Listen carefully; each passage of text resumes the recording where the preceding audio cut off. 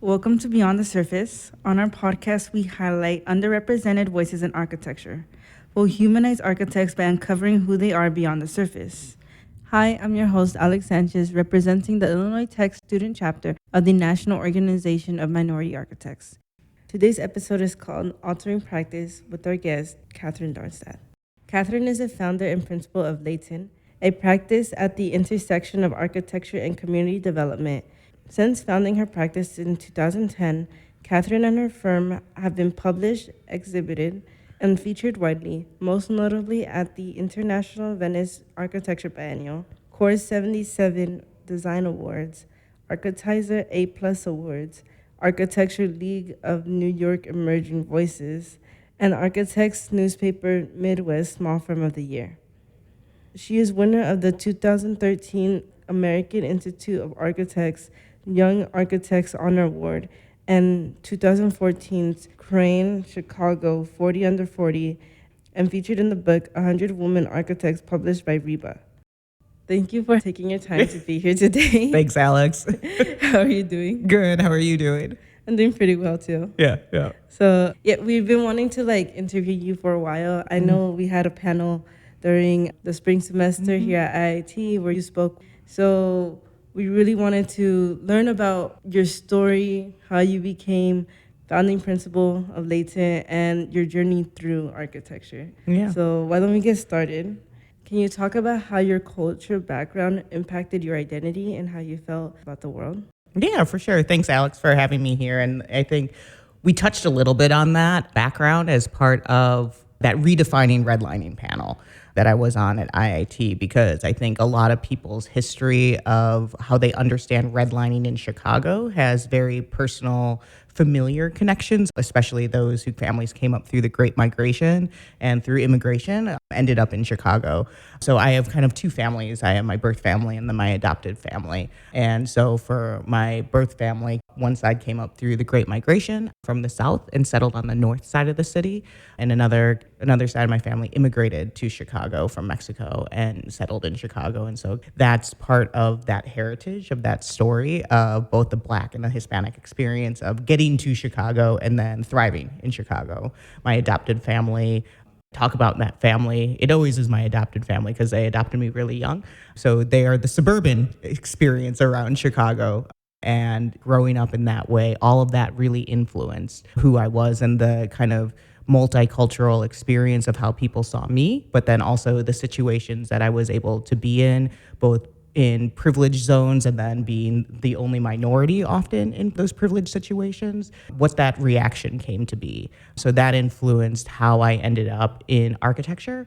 I ended up in architecture because I was always around buildings. So my dad was an engineer and a contractor. So if any family business, your first job is cleaning something for your parents' family business. So it was cleaning the trucks, it was going to the job sites and cleaning up job sites and all of these different things. And so buildings were always there, but I didn't really know architecture was a career until he told me, because I wasn't around architects. I didn't know any. There weren't a lot of women even on construction and in the engineering side on job sites. So it took someone to constantly say, you can do this. This is a career for you to actually understand that. And I didn't, because I went to school at DePaul for English. So it didn't sink in until after I started college, because I took the CAD classes, I took all the drafting, I did those things in high school, but it didn't sink in until I went to college for a completely different major, stayed in Chicago, and I was like, oh, this is not right. This isn't what I want to do. And then applied to IIT, and actually didn't get into IIT the first time I applied because the background was so different. And so it took 2 applications at a summer course because I didn't have enough math and all these other things to then finally get into IIT. And then I had a full ride scholarship a year later through the Leadership Academy scholarship. So I say that story as an arc of you could totally be wrong about a lot of your choices in pathways and then still end up succeeding through that. And so I was the first one in my family to graduate from college. That was part of that arc and story as well, because many people Their families might have never gone to high school or finished high school. My dad and my mom, they went to trade schools because that's what you could do. And so that's how they got into construction, right? Is through the unions and strong unions. And so a lot of our family members are all within building construction and through the unions. And then I went into architecture, seeing like that other side of the building. You mentioned being one of the only minority voices in the area you grew up. How did that influence your perspective? It did a lot. I think there's a lot of casual and overt racism that kids have, right? So I was the only minority in my school. So I was the only brown person up until 5th grade. So there's a lot that happens with that. You're in a lot of white spaces, which later in life I knew how to adapt in architecture, which is a very white space, very male space. So there was adaptation that was very second nature. I think there was also awareness of both subtle and overt forms of racism that I knew within social situations. But then when you see it in spatial situations, which is how Chicago is built out of a history of segregation and redlining, right? Those kind of ended up getting paired and aligned together to then understand really deep nuances of how the world works and doesn't work properly in the way and so then creating a firm around undoing that or undesigning it and redesigning it became kind of a focus of architecture. And it took many years to understand that that is a pathway that I wanted to go into. Because when I was at IIT, so school at IIT in like '04, '05, you have all the CHA plan for transformation. So the Robert Taylor homes south of Crown Hall were demoed and at flat land. But then we weren't talking about affordable housing in our studios. Like Housing Studio was about single family home complexes or other things, or maybe it was high rise, but it wasn't focused on that as a brief to understand. And so this idea of being in an architecture school where architectural transformation and design is happening literally across the street and we're not having those conversations about it was a huge gap. It was a gap in knowledge, but it was also a spark for curiosity to understand why. And that made very specific selections on where I interned, where I worked, and how I got started in my professional path of architecture from the school education of architecture. It seems like all these experiences really influenced how you felt about everything. How did you feel when you found out how the city was divided? Mm-hmm. I think it's still surprising. It's hard to not get jaded by it, right? Because even in projects now, you still get incredibly surprised where I would say one thing that I was recently surprised about that I still think is a legacy of how redlining segregation exists within property ownership and an uneven enforcement of fine structure across the city. So there are lots of vacant lots across the city of Chicago, and vacant lots need to be maintained. And that's part of a city fine and revenue stream. Fines are a revenue stream for a city, any city. It's not just the city of Chicago, but enforcement and fines generate revenue for the city. And so there is a history of uneven enforcement of fines where there might be more fines in black and brown neighborhoods, whether it's red light cameras, speeding cameras, or even how lots and maintenance of land gets policed and fined. So we have a client who has a lot they want to develop. Neighbors dump things on there, and so they have to clean it up. But the fines are mailed. So they got a fine for like $1,000 for something in November of 2023. They got that in the mail in May 2024. And then in between that time, then they had a series of fines almost every month because they never addressed the November issue because they didn't know about it until May. So within that all of a sudden takes something that they could have probably resolved very quickly, turns it into like several $1,000s worth of issues. So that is part of how are these city systems, these remnants still working? We don't have overt racism. We can't see that anymore. It's illegal to do that. But you still have remnants of it that just kind of exist within city infrastructures, procurement infrastructures, fine infrastructures, and then even how development and access to funding, finance, or even land or buildings works.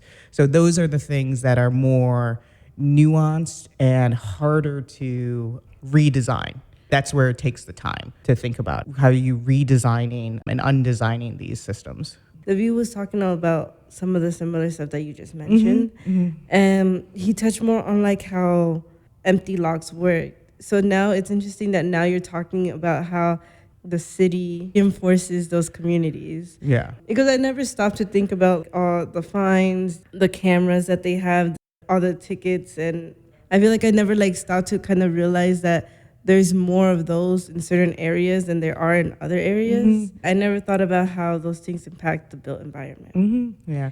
The other thing that impacts the built environment is over time, you see how ebbs and flows or highs and lows within the real estate market. When we've had our highs and our crash and our highs again, and then wherever we're at now, whatever you want to call it, you get consolidation of building land and financial ownership and control. And there's a recent article, and I'm going to forget the name. The article that came out a couple months ago is about this very large landowner, this woman who lives in the north suburbs, owns thousands and thousands of lots, not maintaining any of it, and has fines well in the millions of dollars with the city of Chicago. Nothing's happening to her. Their city's trying to sue her, but she doesn't care. She could keep letting things be neglectful, but also keep getting benefit from keeping things neglectful and empty and not having to deal with the fines. She can avoid the fines through legal means of changing LLCs, changing company ownership, moving things around and keeping things in the courts. So that keeps her protected. Whereas the homeowner who just wants to put a 2-flat on their lot that they own, it gets buried under the minutia of those same fines.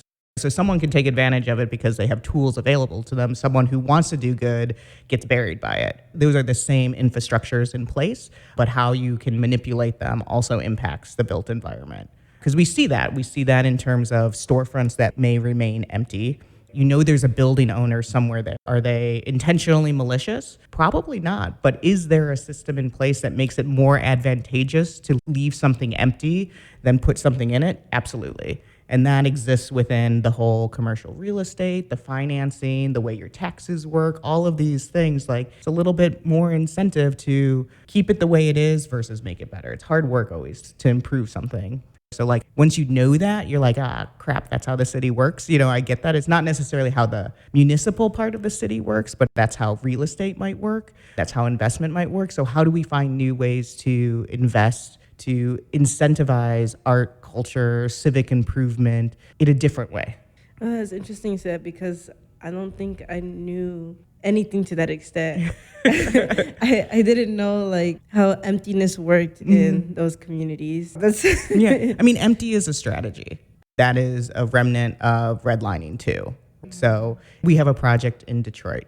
Detroit had a long history during their downturn. Instead of leaving vacant buildings up, they did a lot of demo. So they demoed buildings and they have a lot of vacant lots. So that's very similar to Chicago's strategy on the west and the south side during the last downturn. There were a lot more demos than there were maybe in Humboldt Park or on some north side neighborhoods, especially along the Blue Line, which has been incredibly gentrified. Those went to deconversions versus demos, whereas in the neighborhoods on the west and the south side, it was more demos than deconversions. So those strategies are in play that impact how neighborhoods get redeveloped long term. Yeah. And none of that is what they teach you in school. Yeah. School is about, and architecture school is about the assemblage of materials to create space. It doesn't tell you about the assemblage of policy or finance or anything else that makes the brief to make a building even possible. Because that's urban design, that's planning, that's like an MBA, that's some other career, right? But that's not true. So what was your process in learning all of these things about the city? In real life? It really was. It's been a whole other education that I'm still on. I think where it became the most prominent is in 2014. We did a lot of placemaking work. So when I started my firm, Latent, in 2010, I was a 28-year-old architect. So no one's given me a high-rise job.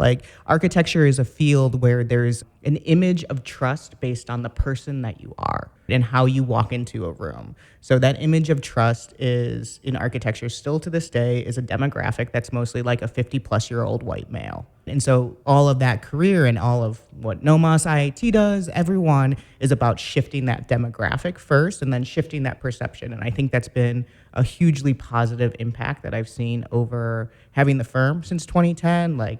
We have mostly all Black women in leadership in architecture right now. We have a pipeline of amazing women and people of color in leadership, and that's huge for architecture. But when I started the firm, that wasn't it. So as a 28-year-old woman of color that's ambiguously brown to most people, the type of project we worked on were smaller scale.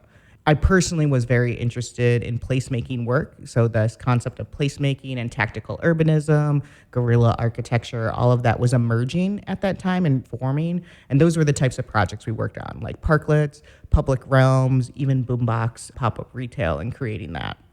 And it was through the boombox program when we were creating that pop-up retail space that we became contractors. So I became a licensed GC. We developed, so we were raising funds around things and developing projects on top of being an architecture firm. So it's through that project, a fully self-initiated project, that you then start to see all of these other systems come into play, and then you have to learn them. So you have to find the reference material somehow. You have to find the new mentor to tell you what this is. And that, I think, shifted why we talk about architecture as one of the tools that we use to create more equitable spaces and systems. That's where even our ethos changed, where it's not just about spaces, which is the architecture. It's about the systems that influence the architecture. I feel like when you started your firm, that's when you were more confronted with all these rules that you had to learn for the projects that you wanted to do. Mm-hmm. And I find that interesting because, again, you don't get taught that in school. Mm-hmm. So how did you feel when you were learning all these things? Like, were you ever a little bit disappointed in how things worked, or how you saw these communities being influenced by these rules? Mm-hmm. I think it's a constant range of emotions on a daily and weekly basis on things. And I think how I looked at this is I was incredibly bold in trying to change a path that I was taught. Architecture and architecture school teaches you one path to do the work, and it's bold to try and have any other path. I was also naive on the level of impact that you could have, or how easy it is to change these systems. That's also kind of the hubris of being in your 20s, where it's like you want everything to move faster, and you maybe have a larger ego in terms of how much influence and change you can make. But I think being naive is helpful in some ways because you don't see all the barriers, because that would cause you to stop. And so every barrier that I've come up against, or even the firm on a project, is like, well, what does this tell us? How do we shift it? And how do we shift it not only for this project, but is there a way that we could make sure it doesn't happen again, or share our process of how we went about it? So there was a lot, and still to this day, of why I say yes to a podcast is like, let's share one path. This is a different path than what you were taught in school, for sure. Mm-hmm. This is a different path than some people took, even within architecture firms that are among our peers now. But this is a path, and let's share it. And then hopefully somebody does it better in half the time. Because that's the part of the sharing. I don't share so there's replicability. I share it so somebody just does it better. And there are firms that have integrated our approach and made their own firm around it, and they're doing great. There's larger firms that made like community studios that we could collaborate with. And that's part of the positive hope that I have for the field of architecture, is that people are now embedding it within their firm, or making it part of their firm, making it their ethos. And that's very different than when I walked out of school, when it was like the community is a checkbox. And it's like, no, the community is an entity. We co-design with that. We make the space and understand where there's complicity within architecture, and firms need to recognize that and maybe shift their own process at a more meaningful and authentic level. I like that you're saying that, because it sounds like Latent has become like a mentor for the other practices that are up and coming. Mm-hmm. Can you talk about any mentors you had? Yeah, so that's really great. So I've had a lot of different mentors. Since my mom and dad, they both started their own businesses, so they've been really helpful in like helping troubleshoot things or giving advice, whether I ask for it or not. They will give their advice, because that's also what parents do.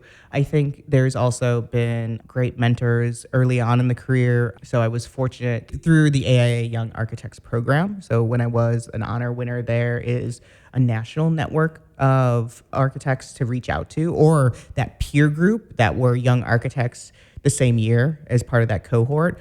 We're business friends to this day. Like, we're professional friends. That's where people who were starting their firm as well, or moving up within firms, I think that became my first mentor group. I think there's folks within both NOMAS and Arquitectos when I was more active in both of those organizations. I'm really close to, if I have a professional or personal question to ask. And then I think the most influential, the AIA Chicago chapter had this bridge mentorship program, which was started probably about 8-9 years ago. And I was part of that first cohort. And so what that program did is it pairs emerging professionals with a fellow within the AIA that's part of the Chicago chapter. And then you have like a year-long mentorship program. And that mentor has probably provided the most insight consistently throughout my career because you got to really know someone one-on-one for a year. It's Peter Exley. He became national AIA president. And so we're friends and mentors to this day. But I think that had the most influence because it was like this intense one-on-one. All these mentors have helped you a lot. I kind of want to ask this question because I'm also a first generation college student. So at least for me, I feel like I look up to so many people and I do my best network and everything. But I feel like most of the times the way that I learn things are not necessarily from school. It's the experiences that I'm getting from conversations like this or being around mentors who are really guiding me towards a better career path. Also, seeing you right now is kind of like almost seeing a future version, especially because the curly hair. It's the curly hair thing. Yeah, that's totally it. We all unite. It's just this is what we do. That recessive gene means a lot. You were explaining how your work in the beginning, you had to learn these things a little bit on your own. It was with the practice, with being a firm owner, and you talked about all these experiences and how you've been able to influence these other new firms that are happening so that they can also do the important work that you're doing. So I found that really cool. Yeah, thank you. And I would like to go back to talking a little bit how you began your firm. I know you mentioned being young when you started your firm. Can you talk about the early stages of your career and life after college and how that led you to starting your firm?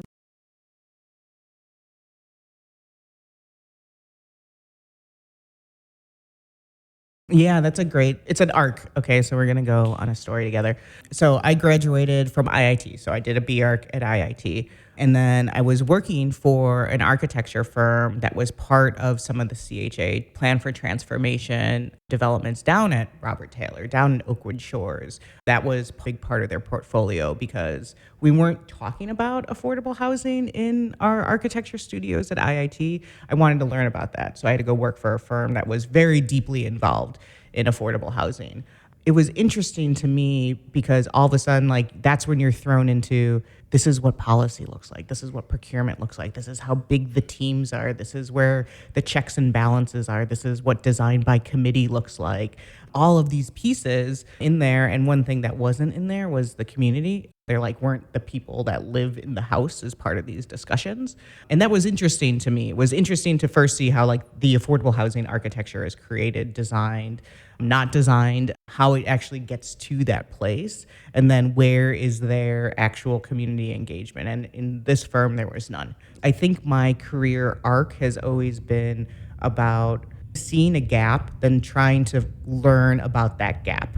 So from that architecture firm, which I learned a lot from, but it wasn't the right place for me at that time at all. I think that's also where I learned about the expectations of work culture or toxic work culture and all of these different things. And also it was hard because the peers in my firm that I looked up to, it was mostly, white men in the firm. And there was 4 women and 2 people of color and we all sat next to each other, kind of thing. I think that was also informative to understand some of those dynamics that happen within the firm of where people tokenize faces when they're going after pursuits. So I would be on a lot of pursuit teams, but then I wouldn't be the one assigned to that project in the end because I would be assigned to something else. It's oh, you just needed that brown face, or you need that woman to be there to show diversity, but then not actually be diverse when it comes to project assignments or pay or any of these other things.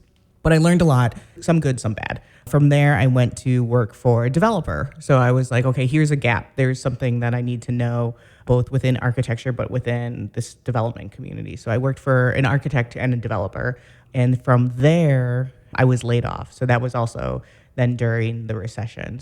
While I was there, I got licensed as an architect. because I went and took the exams and finished IDP at the same time. So I was able to get licensed pretty quickly after school, within 3 years or so after school. And then from there was all of a sudden a licensed architect, but I had no job.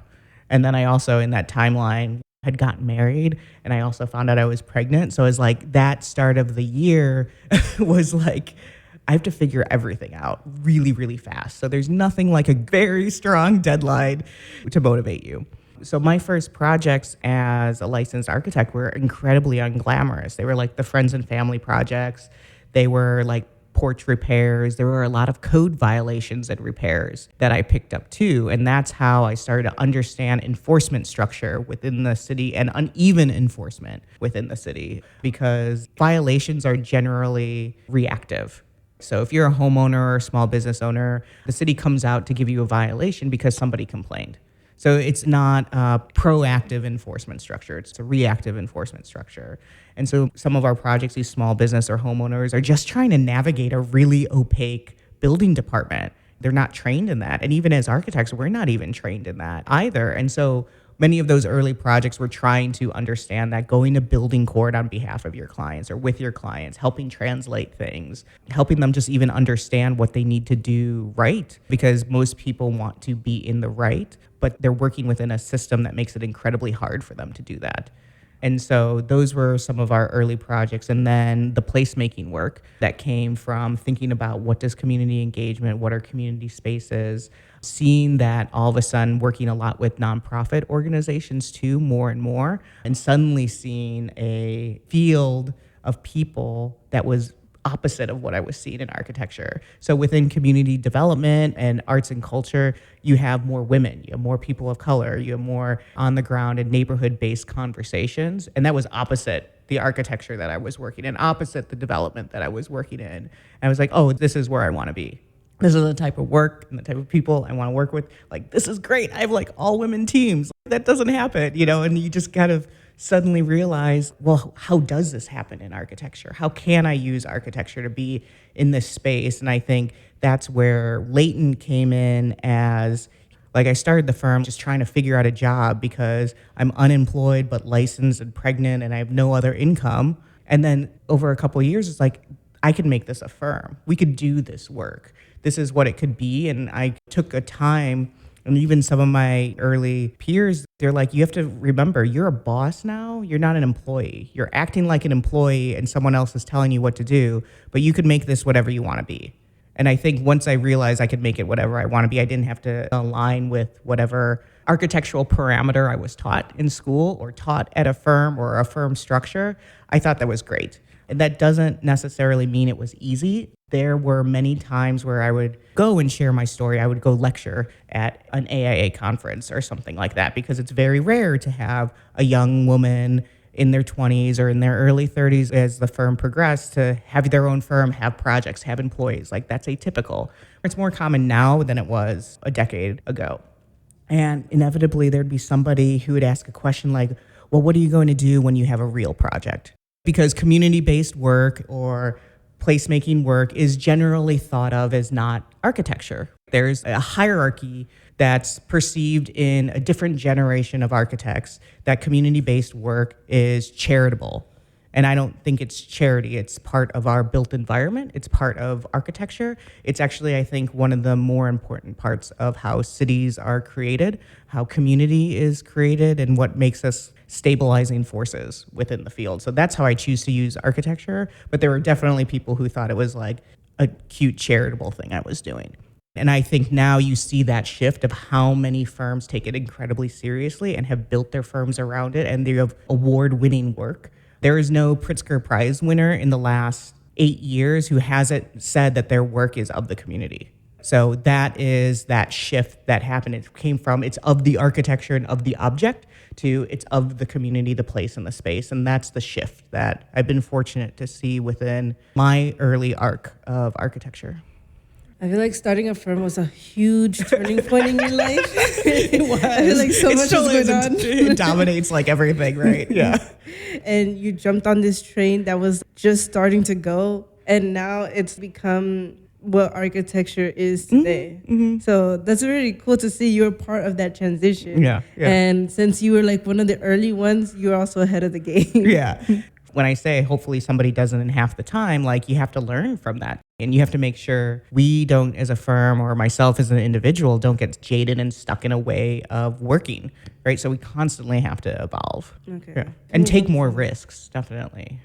Since we've just begun talking about how you started the firm, can you talk about how you see architecture and design being used for social change? Yeah, that's another big question. I think there's a lot of different ways I'm seeing it for social change. So within design and architecture firms, I feel that there's really great examples of how people are advancing the quality of architecture and bringing architectural excellence to every budget. So that's been really impressive. The other thing that I've been seeing is how people are taking larger risks and bringing community or community firms or orgs into projects in a very equitable way, whether that's hiring directly, stipends, just really thinking about what does it mean to co-create with community over a long term.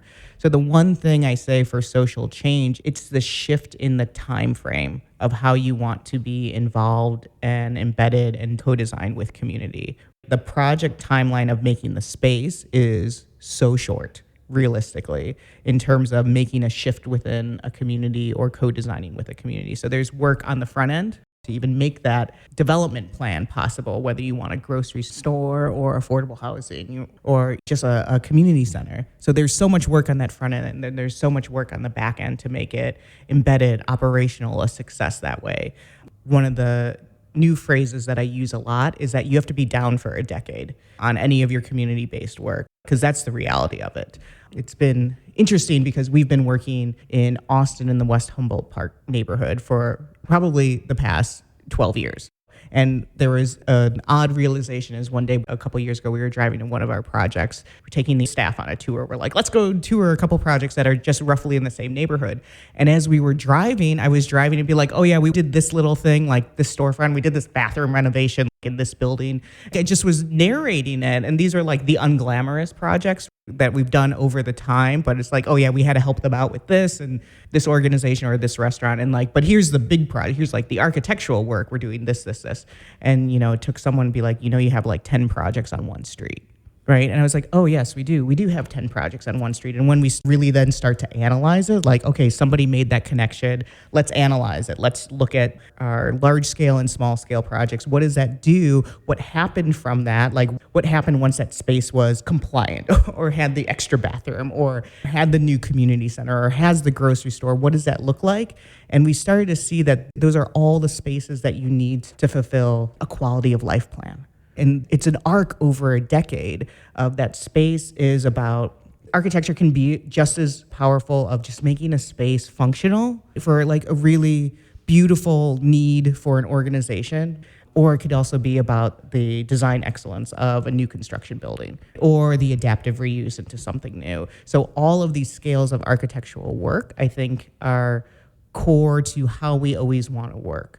And we want to try and bring design excellence to all of those scales of projects, but then we also want to think about how those small improvements, what do they impact? And when I say what do they impact, how do they impact the organization that that project might be a part of to do better, to have a better space for their staff, have a better space for the volunteers, have a better outdoor space to have an event. And then that's thinking about how are we helping the people that they serve. Versus how I learned architecture in school is like the architecture serves the architect. And this is a very different way to think about architecture. Is like the architecture has to obviously serve the community and has to serve this broader purpose. And I think that's where you start to see that generational shift of thinking of who architecture serves, whether it's internal or external.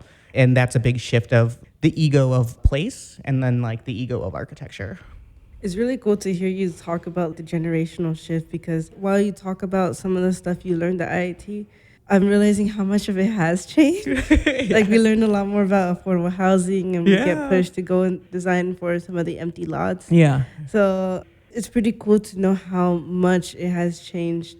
And when you were talking about having like 10 projects on like one street, I find that kind of funny too, because it's like you were doing so much for the people in that area. I like how you really have focused on Humboldt Park and Austin, and you said that you've been there for about like 12 years, you said? Yeah, and different projects probably. Yeah, different projects, and like you guys are really fueling that community and not like letting it go until you guys see it bloom as much as you guys want it to. So I find that really nice because I feel like people just do one project and move on to another community, but you guys are really focusing on the issues in that community, Yeah. and that's pretty cool. And I think it's a little bit relational with that. I mean, architectural business development is good work is referenced from future good work, right? And it is usually a recommendation how people find out about Latent. And so probably I don't have the calculation, but I would feel very comfortable saying over 80% of our clients and projects are referenced from a previous client and project. So it is very, very relational in terms of that. It's also when I started early in my career, I was coming up against where many of our clients were like, oh, I didn't know like a Black woman architect. I didn't know a Hispanic woman architect. I didn't know an architect in general, right? So you have a shift of where because of a perception within the field of architecture at that time where community work is beneath architectural work, the architecture community wasn't there and deep in neighborhoods, deep within community, deep within Black and brown communities. I mean, there's a reality to that. I think there were some firms and some amazing firms that have been around for 25, 30 years now that are still doing that amazing work. And I got to learn from them and get to call them peers. But as a whole, like that wasn't how architects thought of a way to do work. Yeah. You mentioned architecture being a process over time, especially in the community development. How do you think designers can empower community members and build trust? The trust building is the part that you have to put the time in for. When I say down for a decade, like it takes that long to build trust. Yeah.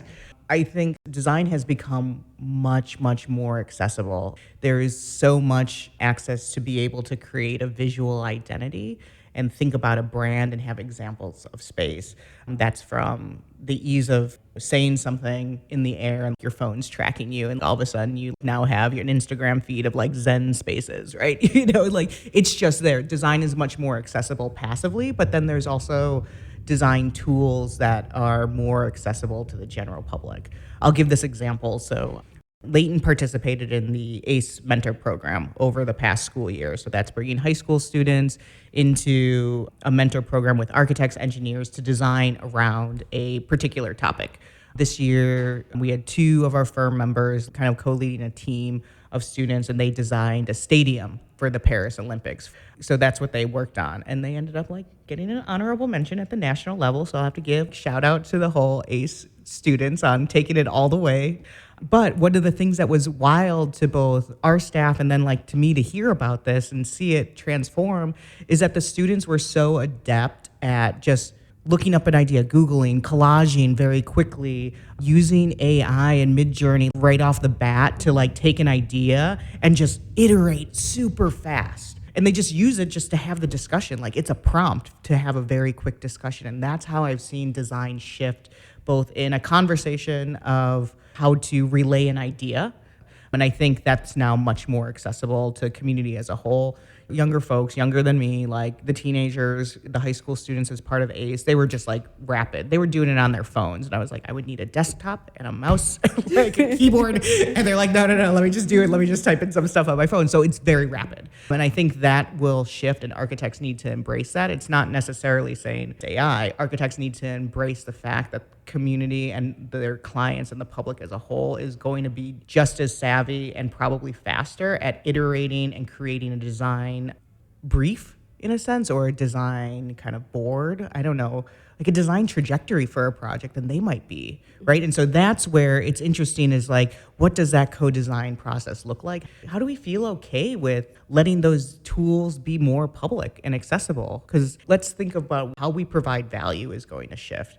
I learned we provide value because we understand the complexities of a building, a space, a program, and we assemble it in a way that's part of why we design a building, right? And not general public. So that's part of, yes, what an architect can do, but then what does it start to look like when people are bringing very sophisticated ideas? How do we start to then provide value by co-design or a larger systems thinking or a better facilitation, pulling those design recommendations out further? And maybe that means we take bigger risks because we have to think about maybe it's not just design, it might be development. Is it construction? Is it something else that we fold into our work to be able to execute that design idea that might have started from the grassroots, from the community up? I never thought about the progression of architecture in the future like that. I know there has been like this wide debate about AI being introduced into architecture, but I really value what you said, how architects will have to shift the value of the design. Like, why are they designing, or what value do architects bring to the table? Because that's going to be what changes a lot more. There's always a constant shift on how we provide value and how we talk about this. And I think there's a couple extremes on how firms respond. Some want to talk it down and say, like, we don't have a use for it in this firm because we're this type of architecture firm. And others embrace it. And that just happens with every piece of technology. You could go back to computer CAD versus drafting. You could go from Revit to AutoCAD. You could go from AI to whatever is going to be next, right? So those that embrace it, move forward, learn something, and then iterate further. And I think it's a huge disservice, and this is pretty much a constant within architecture firms, where they don't embrace the skills that emerging professionals and students coming out of school have as valuable as the skills that they think they're going to teach them within the firm. Because students are coming out, they know different programs. Like you said, they might be more skilled at one program or another or improving, right? And we have to embrace that and say, like, that's valuable. Maybe we don't know how to use that right now in our firm, but can you teach us? So that gap between architecture school and architecture firms is notorious because school teaches you one thing and then firms are like, great, they taught you nothing. Let me teach you how to actually be an architect at a firm and like all these other things, right? That tension exists. So we have to always find a way, and we try to do that just within our firm of like, how do we break down that tension? I mean, we're only 7 people, so like we keep it small intentionally, but that's definitely there where a student comes out and feels like, I know so many things, but I'm not able to apply them within a firm. Then is that student, will they stay in architecture? And that could be a different firm or it could be a different career, right? And that's where we have a lot of benefits and improvements in the field of architecture, but we still have a huge gap of, are we going to continue to maintain a pathway and a pipeline into architecture for all of the students that are in school now? Because architecture firms, what we have to realize is architecture is a very narrow subset within the larger field of design that the world is embracing, right? So I share this story because I told one of our former employees, she came out of architecture school, went to the Ivies, like Master League from the Ivies, from Yale, the whole entire thing, came to the firm, awesome person. And I was like, you don't want to be an architect. And it was like, not to be mean. I was like, you're a design director. You're not an architect. I'm like, I'm sorry to say this, but like, no, you should go be a design director. Trying to figure out a corner detail is like not where you are the best at. Like, you're not, but like you think naturally at a very big scale. You think naturally in different systems. You pull people together and ideas together that I wouldn't even have thought of. That's where you're really good at. And then you should have a team of people doing the detail work underneath you. Like, you're backwards on this. So she did. She left architecture. She moved internationally and she works and is helping start a fellowship program for an Ivy League institution around music and architecture and space and place around jazz. That's her being a creative director because that's what her best talent was. And if she stayed in architecture, it would have been lost probably because she wouldn't have been able to fit within that. And maybe this path would have ended up, but it's a push sometimes that you have to say. And what we hope to try and do, that I do within the firm, is say it's okay to have more influence outside of architecture, because that is who the biggest advocates for architecture, space, place are people outside of it, because they're talking about it before they even get the architect on board. So we need better advocates for the built environment in every single field. And I think the only way we get those advocates is putting architects in all those fields too.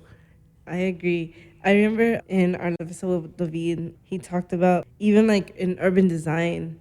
He said that before there wasn't like people who had an architecture background in urban design. And so there's so much you could do with like an architecture degree because it's like a whole new way to like look at life. You learn so many things other than just designing buildings and detailed drawings. You learn so many things. And one thing that I really like that you said is you embrace the talents people have. And you, how do you say it? Like, I think of it as redirecting them. yeah, you redirect them or you put them to use. Yeah. So I feel like that's very valuable, especially as a firm owner and leader. Yeah. Like, because you're leading the firm, you're also leading every person individually in their careers. Yeah. And that's, I think, the most important part. So I taught at School of the Art Institute in Northwestern. So I taught for a decade. I've had my firm for 14 years. I meet a lot of young professionals and students on a portion of their journey. So that's something that I've seen quite a bit of over the past 14 years. Within that, I do feel it's my responsibility, because we do get a lot of women that work for us. We do get a lot of people of color that work for us, is like, just be honest with them, because sometimes their guidance counselors weren't honest to them in the School of Architecture and say, like, this is what you have to do after your degree. Sometimes they're working in a firm that might not be great for them and come to Latent and they're like, maybe architecture isn't where they want to be. I often say that we're a great firm to work for if you're thinking about leaving architecture, because I will let you do it. Like, we will talk about that. So that's a space that we will create, and then think about then also, how do we set you up to take that first step to leave it? Leaving the field of architecture is not leaving the field of the built environment. It's not leaving the field of design. So I think that's one thing. Somebody just has to say that to you, because you probably feel really guilty, if you're even thinking about that, especially coming out of architecture school. You probably think about, like, what if I leave architecture? Everyone's going to be mad at me. My parents are going to be so mad. Like, I'm going to be a failure. And you're not. So I gave the example about the creative director. Another woman that worked for me, she was like, I love the community design part. How do I do more work like this? I love the community. I love the culture part. She ended up moving to New Orleans and leads a nonprofit around arts and community design, right? So those are all fields and pathways that the conversation usually starts at Latent, because I could see it. And then it's like, okay, how do we get you to this next step? And you'll be more wildly successful than if you stayed here or you stayed in architecture, because this is really what you want to do. So great firm to work for if you want to leave architecture, but also a great firm to work for if you want to stay in architecture and work on the building part of the projects, the urban design part of the projects, the engagement part, the arts part. So we have all of those different components. But if you're like, what's my career? Your career could be 5 things, and that's okay. That's a different generational conversation too. It's like, my dad started working at a company like at 14, sweeping the back, and like ended up owning it, right? So he worked for a company for 60 years. Does that happen anymore? No, it doesn't. But do firm owners think that in their heads? Absolutely. But it's not reality, right? So let's have a real conversation that if you're coming out of school, you could be an architect for 15 years and then decide you're going to do something else. You could have like 3 solid, fulfilling careers, but that architecture education and thinking will be valuable in anywhere you go. That is true. Mm-hmm. Now that we just like talked about the different paths that people could take in their careers, can you talk about some of the challenges that you had with your career? Yeah, I think early challenges were just being a young woman of color in the field. So no one thought I was the architect when I would show up to the site. Okay, so the building department, I got kicked out of the Chicago building department. I only submitted 1 permit in person, because then everything switched to online permit submissions, like the year that I started the firm. But it used to be that to go meet with a reviewer, if you had an appointment, only the licensed architect could show up or the licensed expediter. And so I went in as the licensed architect, and they're like, you can't be here. Their staff can't have these meetings. I'm like, no, I'm the architect of record. They're like, no, you're not. Because I was young, so like even in the building department, I remember this, like they didn't even think I was the architect. I have a good sense of humor about it, because I realized I was the one that had to be responsible to change someone's perception. And that's a lot of work. That's a lot of emotional labor that comes in it. But it's like, no, like you could be proud of that. Like, no, guess what? I am, and you're right. You don't see a lot of 29-year-old women coming down here being the architect, but you should expect that, because there is going to be more. So that's like the positive outlook that you think, but you might have to take on the extra burden of being the one that has to change someone's perception. So there was a lot of that. Luckily, I'm just an old architect now, so that's fine. So I got the age working for me. I think the other thing was Like, definitely work-life balance is still a huge struggle of having a newborn and raising kids. So my kid's 13. I've had the firm for 14 years, so my kid's always a year younger than the firm. And I just brought my kid everywhere. He just went everywhere with me. I was in spaces where that was allowed. So I think there was a different perception of thinking about work-life balance and childcare within nonprofit organizations, community development, neighborhood development type of projects where they're like, yep, we know people have families, are coming here on an evening meeting, like, let's make space for that. Whereas in architecture, it's like, too bad, suck it up. You have a kid, like, you still got a deadline. Who cares? That's been a big shift over the 14 years that I've seen within firms, and also seen from some of my employees as they go to different firms and be like, what's the benefits package? Let's compare it, right? Do they have a maternity leave? Do they have a paternity leave? What does that look like? But I'm also fortunate to have a really great husband and family and friends that are part of that support structure to make whatever version of work-life balance kind of exist. As a firm owner, it's more work than life. Like, there's a reality to that because you're responsible for so many other people and so many other things that come with that. I don't want to have an architecture firm where we treat employees as a commodity, where it's like, oh, here's a high point. We have a lot of work right now, but in a month we won't, so let me just lay off people. There's a way that we want to think about that and try to think about that. And I tell my staff all the time, I'm like, we're not a family. This is a job. You go home and you should go home and you should not answer an email, do this. So we talk a lot about what does work life look for the firm. So that's an open and ongoing conversation, because last year we had some hurdles. We had people that weren't a good fit in the firm, and then I wasn't a good place at the firm at that time either. So, like, how do we discuss and move forward? Because the other thing is you have different generations coming into firms, and there might be clashes there. They might not know how to work either after COVID and being virtual. Maybe there's different expectations. So how do we set expectations? How do we have conversations on what that looks like for us as Latent, what my expectations are as an owner, and then what are your expectations as an employee? For everyone to feel valued and everyone to feel like they're in a good spot in terms of their own mental health and mental landscape as well. So that's communication, and that's hard. That's an ongoing, difficult challenge because you constantly have to adapt in that way. And then I think the final hurdle is, I feel in many ways that the firm that Latent is, here, I'll explain that a different way. I'll use a quote that Dan Patera said. So Dan Patera taught at Detroit Mercy. He's a practicing architect, amazing person, huge educator. But what he said about firms like Latent is that we're not an alternative practice. We're altering practice. And I think that's part of the journey that was very lonely at the beginning of starting Latent in 2010, and now has become so much more robust as more firms are out there altering practice. So this is where that peer sharing has become much better, because it's like, how do we go about this contract? How do we go about this pursuit? How do we go about this work? You could have more open discussions rather than the blank stares of not many firms doing similar work as Latent was. So I think of it, it's not an alternative practice, it's about altering practice. Some of the stuff that you said, like work-life balance and things like that, I feel like we're already starting to see that as students, like how that's going to end up affecting us and how it's already started to. And what I found very interesting is how you said, we are not your family, go home to your family. Because it's, again, creating that work-life balance. It's actually like establishing the two relationships and how they impact your life. Your work isn't your family. It isn't home, and it shouldn't be. And I feel like you guys really understand that, and you really want to create that divide so that people are able to balance their lives better. So for me, it's like, I understand the challenges that you are facing, but I really enjoy how you show that these challenges aren't over, like they're constantly reoccurring, and it's like a practice that you have to learn how to fight every single day. Yeah.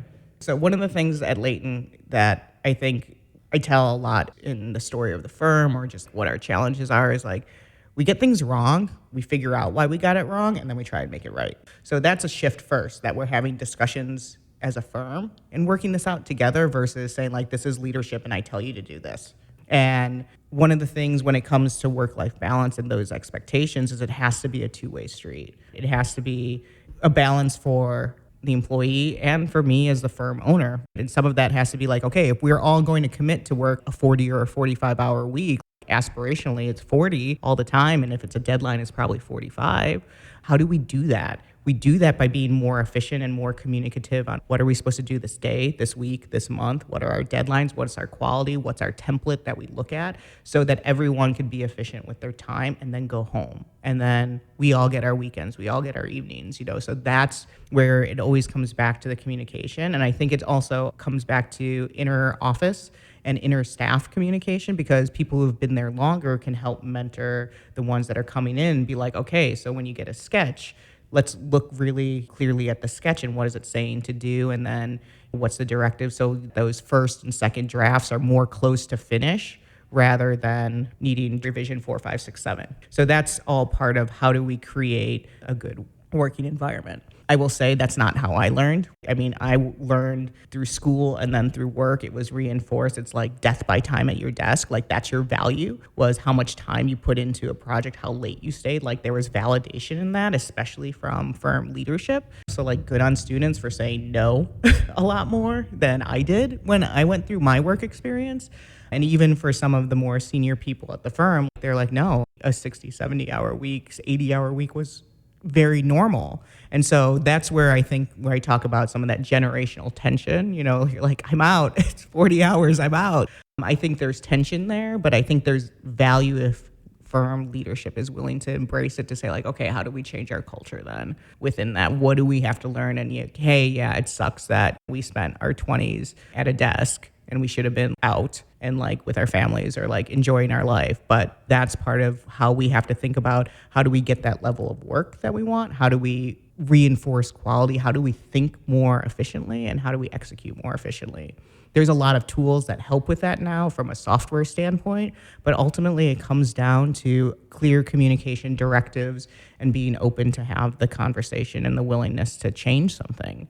And there's things that we've gotten wrong over 14 years, and we hear it. We say like, okay, now how do we shift that and how do we change it? A firm is a team of people that have to execute the type of work, both quality of architectural work, and then within Latent, it's a lot of the systems work. And that systems work is exhausting because it's sometimes very personal, because you care about something. You're caring about your neighborhood, you care about the project, you care about the people deeply, you care about the mission. Like our work, since it is very embedded within community, culture, and equity and social justice, that's emotional work. So we also have to think about what that looks like when you have that level of both architectural rigor and emotional tie to the projects. And that's, I think, can exhaust people in a different way than just being at your desk for like 12 hours straight. You could feel very hurt because we do see those inequities within our projects, because we might be working with a firm that's trying to think about community land ownership and they hit a lot of barriers. That's exhausting for both them, and it's kind of sucks. You're like, man, we're still seeing that 14 years later. But then also thinking about how you can use that tool of architecture to try and present a resolution as part of it. Now that we're talking about the future of architecture, is there any advice you could give students and future designers that are entering the architecture field? Ooh, advice. Okay, so the advice that I gave my students at SAIC and even the ones at Northwestern is that your summer internship should be spent not working for architecture firms. You should work for a community development org. You should work for a developer. You should work for the city. You should work for a contractor. You should work for every other discipline that influences architecture. So you understand everyone's role within creating a building, a space, an urban design plan, all of that together. I'm a big advocate for architects and architecture, but I don't think everyone needs to go and be a licensed architect. I think the field is better when everyone's working in parallel design fields. And actually that becomes more expansive of what architecture and the built environment can be. So I will say, like, it's okay if you don't want to go be an architect. I will be the one person that will say that publicly, like to students coming out of school. Like if you do your master's in something else, or if you go work for a firm and you're like, no, I want to actually do this thing, go do that thing. So giving everyone license to do that. I think this is definitely a tight job market. I think it will be like that for probably a couple years. So I know that's going to be difficult on architectural graduates that are coming out into the workforce. So with that piece of advice is like, how can you be more expansive in terms of where you think you're going to have the most influence or learn what you want to learn within architecture or the built environment? And then I think the biggest piece of advice, and that doesn't change, is just like be incredibly curious and practice self-advocacy. So I think that self-advocacy shows up in a few ways. Some of that is within work-life balance, as we just talked about that. Some of it is advocacy within a firm of like the type of project you want to work on or what you want to learn while you're at that time with the firm. And so constantly making sure you're making space for yourself and then also making space for the things that you're passionate about. Are there ways that you could bring some of your passions into the firm or advocate for other things? You know, I mentioned an employee who is into music and the arts, and they found ways to bring that into the firm. And then with that, then we were able to find ways to help nudge them into more influential careers within design. Okay. I really enjoyed this conversation. Thanks, Alex. I did too. Yeah, I learned so much today. And honestly, thank you for the advice too, because I mean, I graduate next year, so it makes me also think about what comes after school. Mm-hmm. Is there another role that could work for me? Mm-hmm. And I feel like some of the people who are listening to this will also be considering the same thing. In school, it feels like if we don't get an architecture internship and we get something adjacent to it, it almost feels like we were unable to get the architecture internship. Whereas like we're not really told that it's okay to try new things, to see what you like. And architecture, we could always come back to that, especially since we haven't graduated yet. So it's always a career path, but we need to explore more outside of it and see what we actually like. I think, yes, I agree with you 100%. I do think that the biggest challenge is the acceptance around leaving the school of architecture and academia and going into a career that is adjacent or parallel to architecture that's not actually an architecture firm, right? So that is completely acceptable path. I personally think it's a wiser path than going into an architecture firm directly, because it comes back to, I think there will be more influence in the built environment if we have architects in construction firms. Being a mayor, and you have that all at your podcast list, is you have mostly architects doing other things. And I think that's where the influence and the future of design really can be. I really enjoyed this conversation with you. To wrap up, I have one last question. Sure. What are your future goals? Oh my gosh. So future goals. This has been interesting because in 2019, I was burnt out, completely burnt out. I had Latent. I was teaching at School of the Art Institute, a studio and an elective course. I had the Boombox and the Activate program, so I was running that and had pop-up shops open around the city. So I had 3 full-time jobs, essentially, plus being a mom, plus being a wife, plus doing all these other things, right? Plus lecturing. So burnt out, rightfully so. And I spent time reaching out to firms, other firms that were existing, and was like, hey, do you want to like buy my firm? Do you want to partner on something? I'm thinking about closing the firm, because I was just like so burnt out. And then I had lunch with one very good mentor, and I was just like complaining, just a vent session of how tired I was, how I felt like really inadequate, that I wasn't doing anything really well, and just like general frustration. I couldn't see a future. And they're like, have you ever done one thing? I was like, I don't know what you mean. They're like, well, clearly not. You've never done one thing. So pick one thing. If you want to keep doing the micro retail and that development, do that for a year. You'll be successful. You want to keep teaching, do only that for 1 year. You'll be successful. You want to grow Latent, only do that for 1 year. You'll be successful. He's like, pick one thing, do it for a year, then tell me if you feel burnt out anymore. And I was like, oh, that's so simple. That advice is so simple. It was infuriating, you know? And so within that is like, okay, I picked Latent. So I was like, I'm going to invest in the architecture firm at a level that I never had, because I had been teaching for a decade at that point. I always had some side projects. So truthfully, since I started the firm, I was always doing multiple things, but never just one thing. So 2019 made a decision, I'm going to just invest in the firm. So my micro retail contract with the city and all of that, that was up at the end of 2019.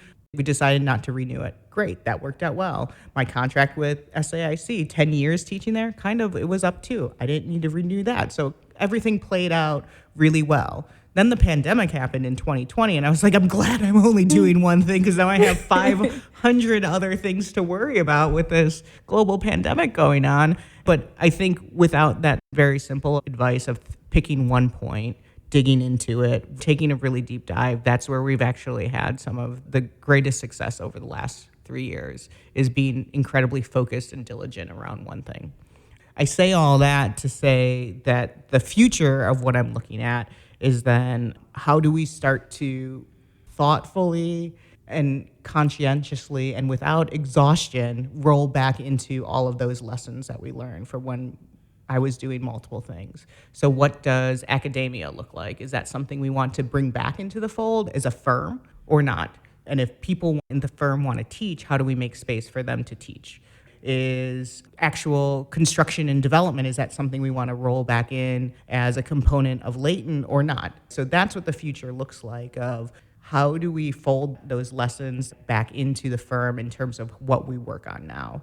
So that's kind of the future of thinking, how can we expand? We've contracted by focusing on one thing, and that's been good. But how do we now take all that and be expansive again? Because I think that was probably our strength in some ways of being able to think at this very big scale, but we took on maybe too many risks as part of that. So how do we go back to a larger scale, but do it responsibly? That's a really cool path, and I hope to see what ends up happening with Latent in your career. I know that no matter what, you're gonna do great things, and you've done a lot, and you're like very inspirational already. So it's not all the time I get to see somebody who is also more similar, like me, because I'm also Black and Mexican. So similar background. Yeah. So thank you for that. Thank you, Alex, for having me. I want to thank everyone who's listening. We release our episodes monthly. You can find us on your favorite podcast platform. You can also follow us on Instagram at beyondthesurface_NOMAS_IIT. I want to thank our producer, Kayla Kwok, and the NOMAS IIT team for making this podcast possible. Thank you for listening to this episode of Beyond the Surface featuring Katherine Darnstadt. Until next time, goodbye.